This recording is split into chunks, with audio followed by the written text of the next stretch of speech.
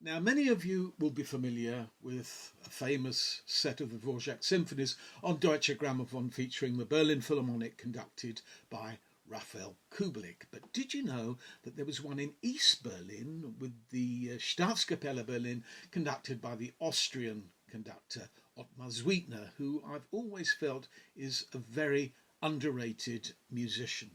Now, Kublik's performances are very good, but it being Karajan's orchestra in those days, it's a very smooth production. And whenever I've heard comparative recordings by Kublik with his Munich Bavarian Radio Symphony Orchestra, they've always sounded more rugged, more spontaneous. Now, for me, these Suitner performances offer just that quality that you don't get with Kublik, and there are one or two major differences. Now, the most significant perhaps is in the Ninth Symphony, the finale, the passage marked Allegro con fuoco at the end of the movement, which means fast and with fire. Now, most people play that just at the end of the symphony, but in some scores, including mine, which is a Czech score from 1955, it starts 6 bars earlier.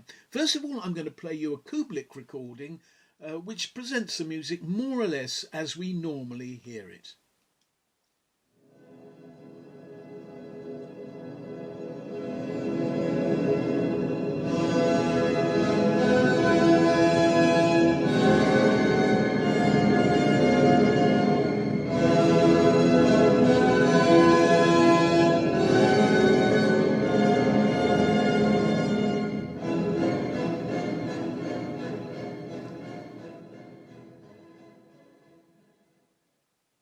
Now that's Kublik with the Bavarian Radio Symphony Orchestra.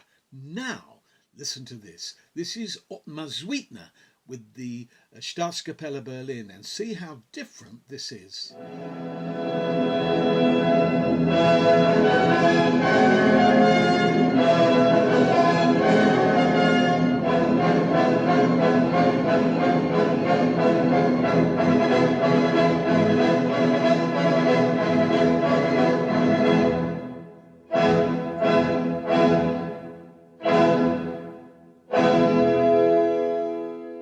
Now, for me, that sudden jolt to Allegro con fuoco, as we normally hear it, sounds unnatural, whereas there, in tempo, don't forget that the whole movement is marked with that particular indication. It just fits much better, but you must tell me what you think. Majestic, Kublik, most certainly, but thrilling, there, Suitner, I certainly find him that. And in the Scherzo. Now, I'll play you a little bit of the Scherzo because you hear wonderful woodwind detail, especially from the clarinet, a line that you don't often hear. Here is Suitner at Staatskapelle Berlin in the Scherzo.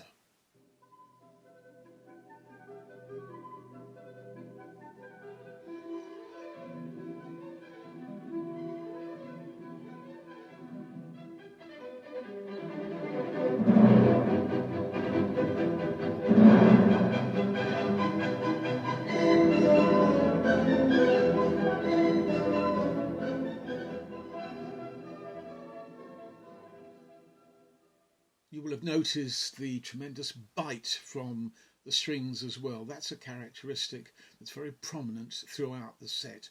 But what about the early symphonies? Well, they don't get their due very often. In fact, when Kublik recorded the complete cycle on the LP set, he wrote a note in the booklet saying that he was only recording the first symphony because he was asked to do it. I don't think he really believed in the piece, but it's full of lovely music, especially the central section of the Scherzo. Listen to this.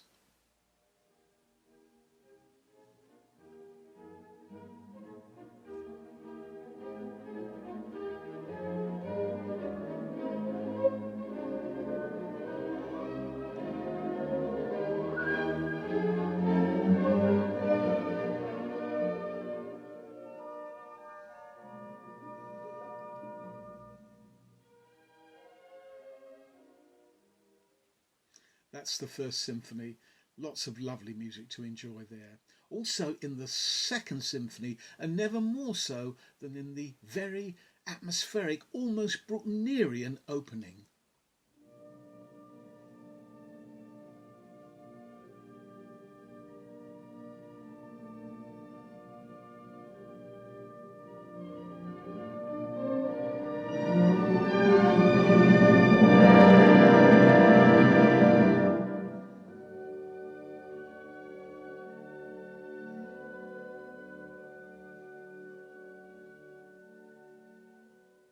Now, if Bruckner seems to be somewhere in the picture with the Second Symphony of Dvorak, Wagner is very much a presence in the Third and Fourth Symphonies, but Mendelssohn also in the Third Symphony. See what you think of this.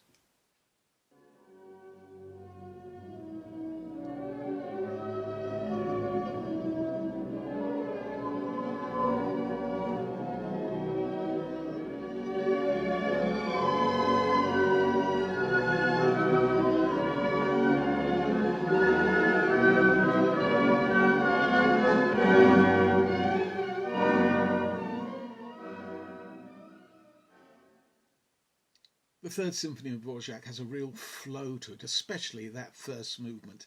In the fourth, the presence of Wagner is even more prominent as an obvious influence, but in the third movement, the trio section is really rumbustious. It's full of fun.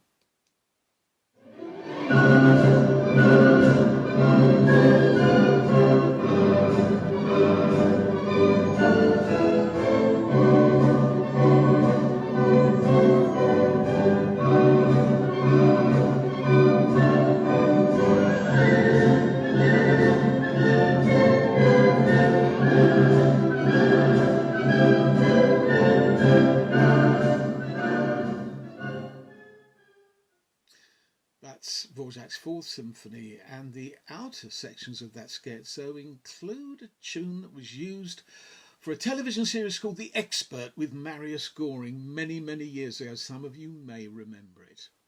What about the Fifth Symphony? Well, this I've always thought of as Dvorak's Pastoral Symphony, and there's a particularly magical passage where a slow introduction leads into the main body of the scherzo, and this is where Suitner's ability to cope with transitions comes very much to the fore.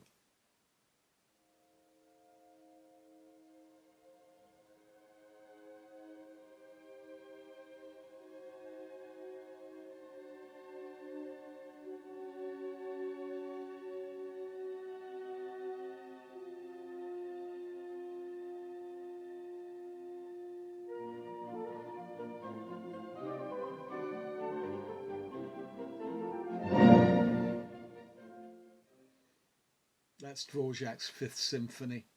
As to the Sixth, I always think of Brahms whenever I hear this symphony, an obvious influence, and never more so than in the slow movement, and this is an element of the music that Suitner brings very much to the fore.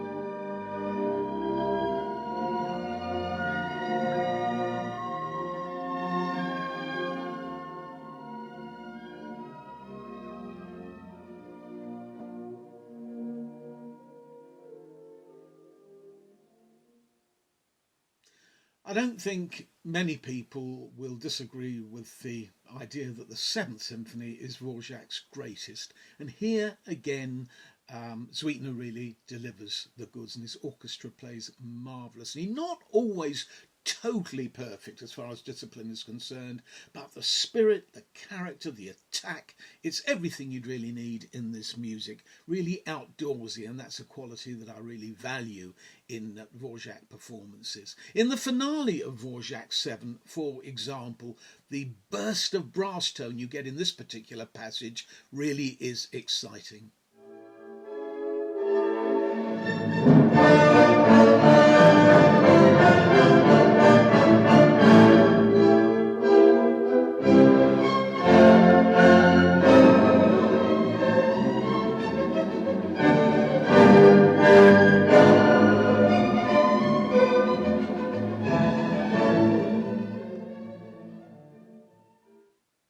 That's the Seventh Symphony. I don't think there's a duff performance here, and the set, this is it, is as cheap as chips. It's on the Brilliant Classics label, and if you want a set of the Dvorak symphonies, even if you've already got Kubelík or Järvi or Ravitsky or Katesh or any of the other versions, I would really recommend you supplement it with this Suitner set. And if you don't know all the symphonies, then this is a wonderful place to start. I really would recommend it.